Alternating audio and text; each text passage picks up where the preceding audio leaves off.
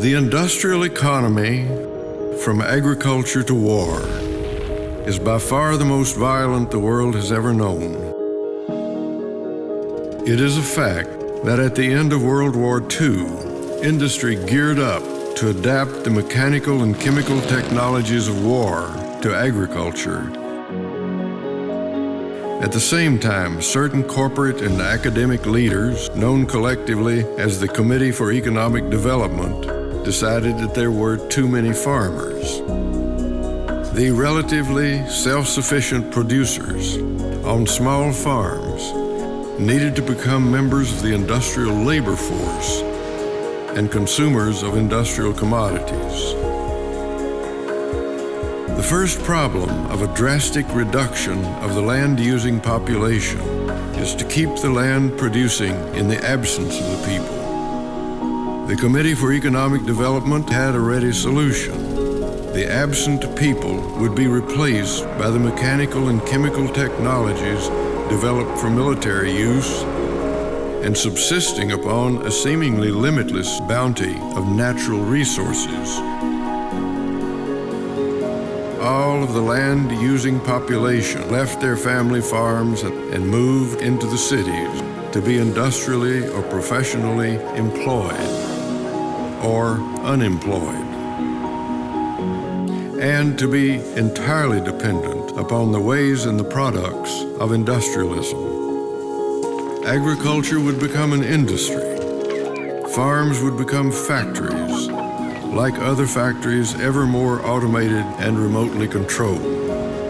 Industrial land use became a front in a war against the living world. There is, in fact, no significant difference between the mass destruction of warfare and the massive destruction of industrial land abuse. In order to mine a seam of coal, we destroy a mountain, its topsoil, and its forest, with no regard for the ecosystem or for the people downhill, downstream, and later in time. But there was another problem that the population engineers did not recognize then and have not recognized yet. Agricultural production without land maintenance leads to exhaustion. Land that is in use, if the use is to continue, must be used with care. And care is not and can never be an industrial product or an industrial result. The proper economy would not exploit, siphon away, and finally destroy the life of the land and the people. A proper economy instead would recognize, value, cultivate, and conserve in any given place everything that is good in it and worth conserving. If farming is no more than an industry to be unendingly transformed by technology, then farmers can be replaced by engineers, and engineers finally by robots, in the progress toward our evident goal of human uselessness. If, on the contrary, because of the uniqueness and fragility of each one of the world's myriad small places, the land economies must involve a creaturely affection and care, then we must see and respect the inescapable dependence even of our present economy, as of our lives, upon nature and the natural world.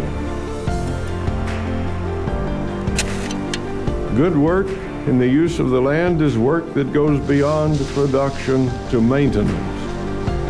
Production must not reduce productivity. Good work also is informed by traditional, locally adapted ways that must be passed down taught and learned generation after generation. Every mine eventually will be exhausted, but a farm, a ranch, or a forest where the laws of nature are observed and obeyed, as given sufficient care and skill we know they can be,